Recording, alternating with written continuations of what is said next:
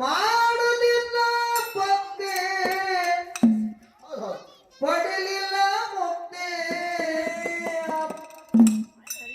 ತಾಯಿ ಹೊಟ್ಯಾಗ ಮಾಡಿದ ದೇವರಾಣೆ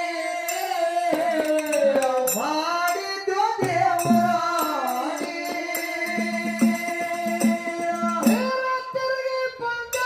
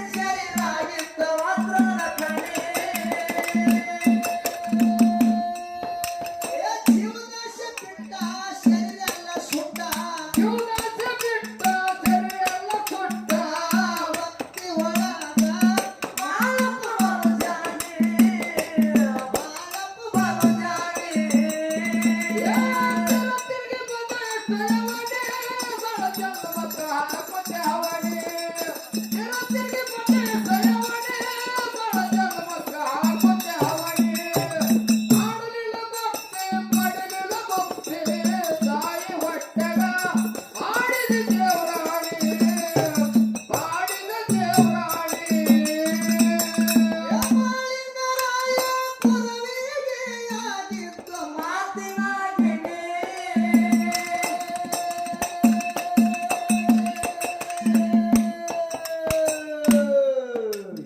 ಕಷ್ಟ ನಷ್ಟಗಳ ಬಿಡಿಸುವುದು ಗುರುನಾಥನಿಗೆ ಎತ್ತಿದ ಹೊಣೆ.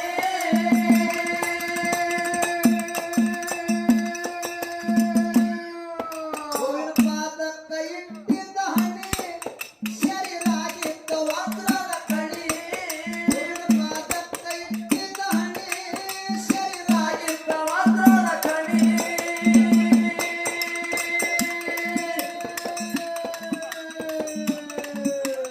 ಜೀವನಾಶೆ ಬಿಟ್ಟ ಶರೀರ ಎಲ್ಲ ಸುಟ್ಟ. ಭಕ್ತಿ ಒಳಗ ಮಾಳಪ್ಪ ಬಲು ಜಾಣಿ. ಮಾಳಪ್ಪ ಬಲು ಜಾಣಿ.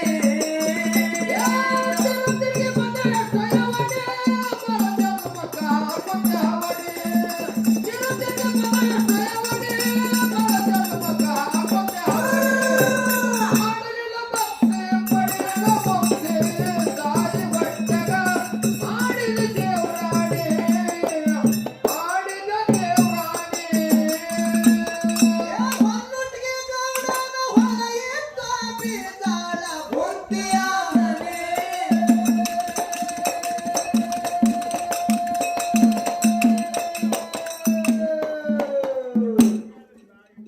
ಮಾಳಿಂಗರಾಯ ಕುರಿ ಬಿಟ್ಟ ಮೈತಿತ್ತು ಹುಲ್ಲಿನ ತೆನೆ.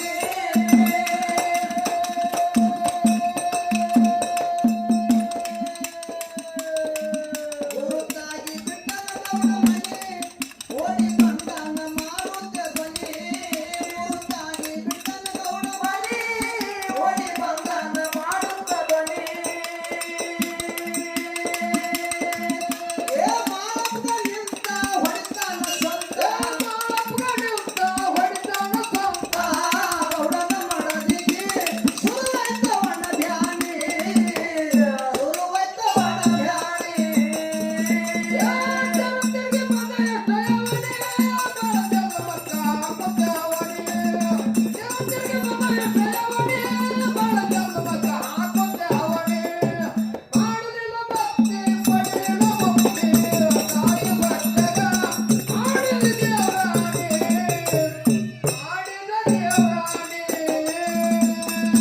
ಹೊನ್ನೊಟ್ಟಿಗೆ ಗೌಡನ ಹೊಲ ಎತ್ತ ಬೀಜಾಳ ಬುದ್ಧಿಯಾಸನೆ.